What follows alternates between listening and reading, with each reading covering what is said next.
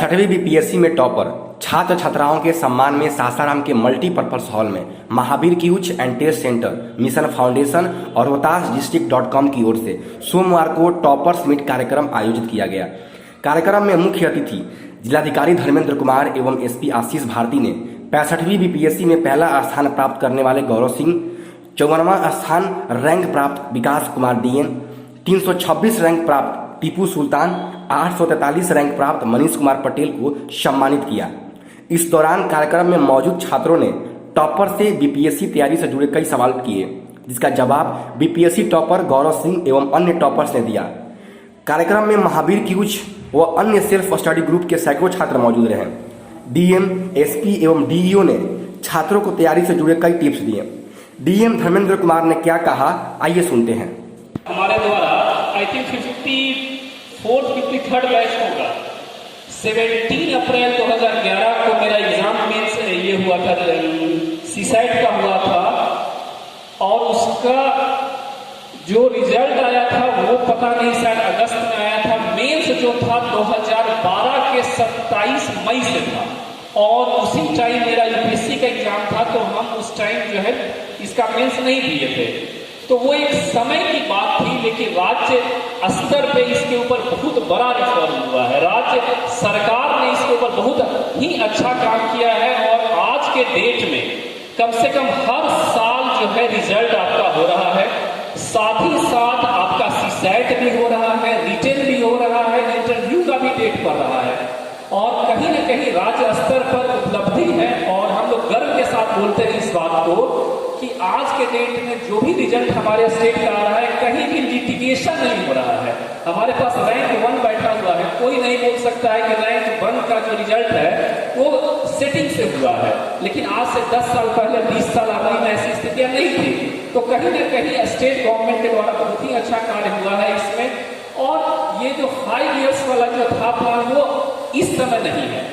तो आप लोग भी अच्छे से तैयारी कीजिए, बिल्कुल अच्छे से एग्जाम लिखिए, समर्पित होकर के तैयारी कीजिए। देखिए, हमने अभी जस्ट एक बात कहा था कि आप सही हो सकते हैं, गलत हो सकते हैं, लेकिन जो है द्वंद्व में मत रहिएगा। लाइफ में जो है द्वंद्व बहुत गलत चीज है। हो सकता है आपके भीतर द्वंद्व हो कि कितना समय लगेगा, पता नहीं मेरा होगा कि नहीं होगा। यदि आपको लगता है कि आपका नहीं होने की संभावना है, एग्जाम जो है मत दीजिए, नहीं होगा आपका। हम इस बात को लिखित में दे सकते हैं कि यदि आपको रत्ती भर द्वंद्व है कि आपका नहीं हो सकता, तो मत दीजिए, नहीं होगा। उसके बाद पार्ट आता है कि रणनीति में हर एक व्यक्ति को अपना जो स्ट्रेटजी है वो स्वयं बनाना चाहिए।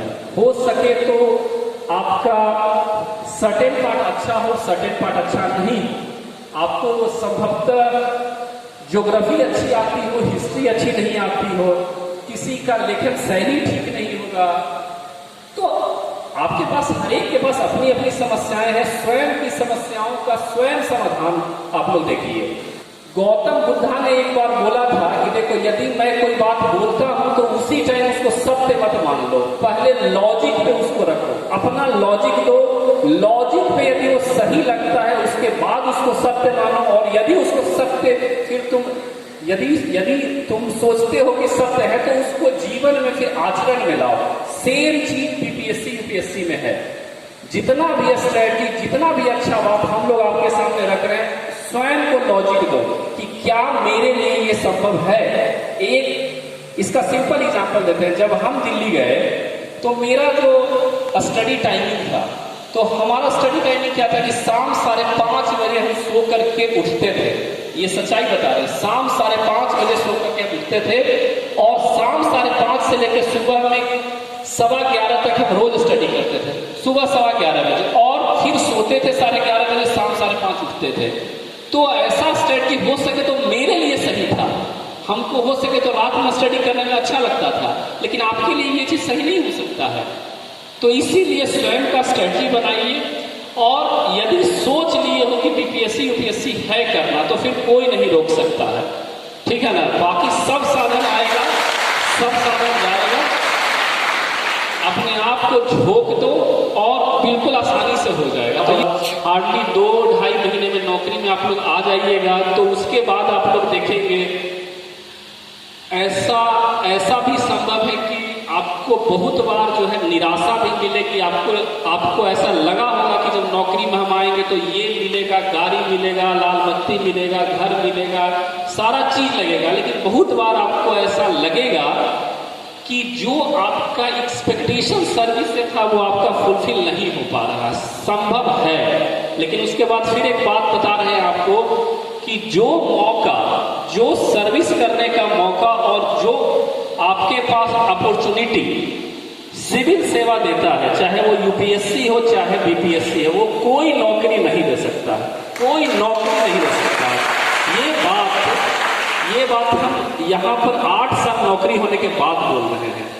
भले ठीक है सैलरी आपकी बहुत अच्छी नहीं हो सकती है, संभव है आपके दोस्त लोग आपसे बहुत अच्छी स्थिति में रहते हैं, संभव है आपका जो भी स्थानांतरण होगा रूरल एरिया में होगा, संभव है आपकी फैमिली के लिए रहने को घर नहीं होगा, संभव है कि मतलब बच्चा आपका होगा उसके पास जो भी बच्चा होगा उसका फिर स्कूल विद्यालय ठीक नहीं मिलेगा, लेकिन जो संतुष्टि आपको इस नौकरी में आपको प्राप्त होगा वो आपको दिल्ली बंबई में या फिर सॉफ्टवेयर हार्डवेयर में नौकरी में नहीं मिल सकता है। मैं दावे के साथ कह रहा हूं। तो बस फिर से आप लोग को शुभकामना है और बिल्कुल उम्मीद रहेगा कि आज से 10 साल के बाद हमारी नौकरी भी लंबी है, एसपी साहब की भी नौकरी लंबी है, हम लोग का नौकरी अभी 27 साल कम से कम और है, 47 में रिटायर होंगे हम लोग, तो आप की भी नौकरी लंबी है। ऐसा तो मौका आएगा ही आएगा जब आप हम लोग के साथ में काम कीजिएगा, तो बिल्कुल आशा उम्मीद रहेगी कि जब आपसे भेंट हो तो यही जोश जो आपका इस समय दिख रहा है वही जोश उस समय भी दिखे। धन्यवाद।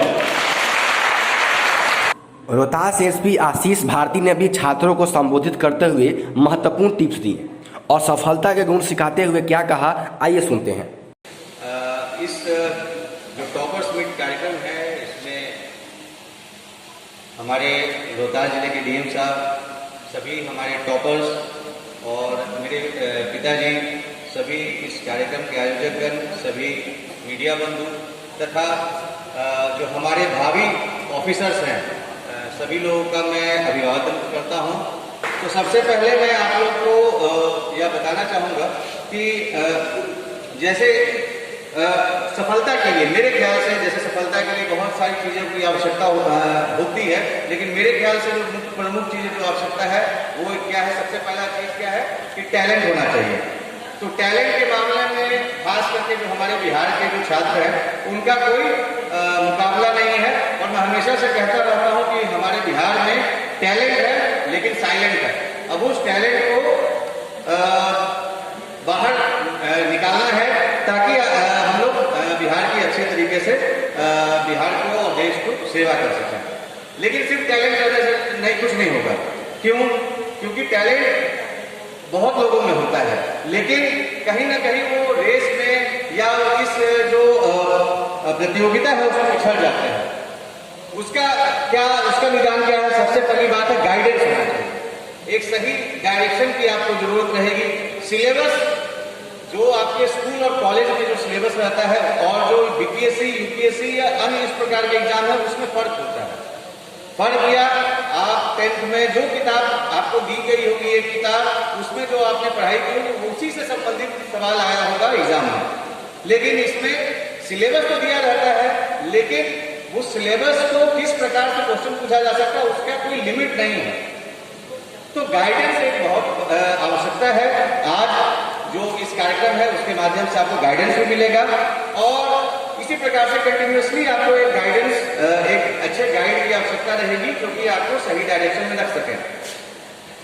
इसके अतिरिक्त तीसरी चीज, स्मार्ट हार्डवर्क करने की आवश्यकता है। स्मार्ट हार्डवर्क नहीं, सिर्फ हार्डवर्क से कुछ नहीं होगा, स्मार्ट हार्डवर्क आपको करने की जरूरत है। स्मार्ट हार्डवर्क का मतलब हो गया कि आप ये नहीं सोचे कि हम बहुत होशियार हैं, हम 4 घंटे पढ़ लेंगे और कुछ हो जाए। हो सकता है आप बहुत होशियार हो भी सकता है कि आपका सिलेक्शन हो जाए, इसमें कोई मतलब कोई लिमिट नहीं है ह्यूमन पोटेंशियल की। लेकिन एक सामान्य जो व्यक्ति है उसको एक पर्टिकुलर, एक कम से कम एक मिनिमम समय इसको देना पड़ेगा क्योंकि सिलेबस बहुत वास्ट होता है और समय बहुत एग्जाम में कम होता है। तो आपको एक बहुत बहुत ज़्यादा सोचने का समय मिलता नहीं है एग्जामिनेशन हॉल में। तो आप इस प्रकार से जब तक तैयारी नहीं रहेगी कि आप अधिकतर आंसर्स का सही तरीके से आंसर दे सके, तब तक उसमें आपको समस्या रहेगी। और दूसरी चीज क्या है कि स्मार्ट हार्डवर्क इसलिए भी जरूरी है क्योंकि इसका सिलेबस अथाह है, तो आप हर एक चीज नहीं कर सकते हैं, लेकिन किन चीजों को करना है और कैसे करना है ये बेहद आवश्यक है। चौथी चीज जो आपको आवश्यकता है वो है आपको स्ट्रैटेजी। कई बार यहाँ लोग जो स्टूडेंट्स होते हैं वो विदाउट स्ट्रैटेजी चलते रहते हैं, तो स्ट्रैटेजी आपको बनाने की आवश्यकता है कि किस प्रकार से आप काम करने से पहले कुछ वक्ताओं ने जैसे बताया कि आपको आंसर राइटिंग पे पकड़ होनी चाहिए। आप जैसा कि उन्होंने बता रहे थे कि कितना आप जानते हैं उससे फर्क नहीं पड़ता है, उस जानकारी को कितना आप कंडेंस करके आंसर बुक में लिख पाते हैं, आंसर शीट में लिख पाते हैं, उससे फर्क पड़ता है, या कितना आप इंटरव्यू में बता पाते हैं। तो ये आपको स्ट्रैटेजी बनानी पड़ेगी। आपका ये नॉलेज का टेस्ट नहीं है, ये ओवरऑल पर्सनैलिटी का टेस्ट है। इस चीज को आप लोग समझें, ये नॉलेज का टेस्ट बिल्कुल नहीं है, ओवरऑल पर्सनैलिटी का टेस्ट है, चाहे वो इंटरव्यू में हो या मेंस में हो या प्रीलिम्स में हो। तो पूरा का पूरा नॉलेज किसी भी एक टॉपिक पे कोई भी सफल व्यक्ति को भी नहीं होता है। यहाँ पे सभी टॉपर्स हैं, हम लोगों ने भी यूपीएससी क्लियर किया है, तो ऐसा नहीं है कि हमें किसी भी टॉपिक पे कोई बहुत ज्यादा नॉलेज है, लेकिन हम लोगों ने जो हमारे पास उपलब्ध रिसोर्सेज थे उसमें हमने अपना उसका सदुपयोग किया, और जो क्वेश्चन आया उसको आंसर किया हम लोगों ने। तो क्वेश्चन जो पूछा जाए उसको हमेशा ठीक से देखना है और उसको स्ट्रैटेजी बनाते हुए उसको ठीक तरीके से आंसर करना है। टाइम लिमिट और वर्ड लिमिट, ये दो आपके ऐसे गाइड है, जैसे जो मैं आपको गाइडेंस की बात बता रहा था, तो एक तो हो गया किसी आपको कोचिंग से गाइडेंस मिल सकता है, किसी पुराने जो जानकार हैं जो क्लियर कर चुके हैं उनसे गाइडेंस मिल सकता है। तीसरा चीज है, अगर इन दोनों में से कोई नहीं है तो सबसे पहला सिलेबस हर किसी के पास होना चाहिए। सिलेबस में जो चीज दिया हुआ है उसको आपको करना है, सिलेबस में जो चीज नहीं दिया उसको नहीं करना, ठीक है। दूसरा चीज होगा प्रीवियस ईयर क्वेश्चन पेपर। जैसा कई लोगों ने बताया हुआ कि प्रीवियस ईयर क्वेश्चन पेपर भी एक आपको गाइडेंस देगा कि अगर जैसे एक टॉपिक है, बीपीएससी में एक टॉपिक है, यूपीएससी में एक टॉपिक है, लेकिन क्वेश्चन का नेचर अलग अलग हो जाता है। क्वेश्चन आप देखेंगे यूपीएससी में किसी और तरीके से पूछता है, बीपीएससी में किसी और तरीके से पूछता है। तो आप अगर सिलेबस को और प्रीवियस ईयर क्वेश्चन पेपर को गाइड की तरह मानेंगे तो आपको कभी किसी तीसरे गाइड की आवश्यकता नहीं रहेगी। तीसरा गाइड आपको मिल जाएगा तो अच्छी बात है, आपको और जल्दी सिलेक्शन हो सकता है। अगर वो नहीं भी मिलता है तो ये दो गाइड आपके सबसे बड़े दोस्त होंगे और आपके सबसे बड़े मार्गदर्शक रहेंगे।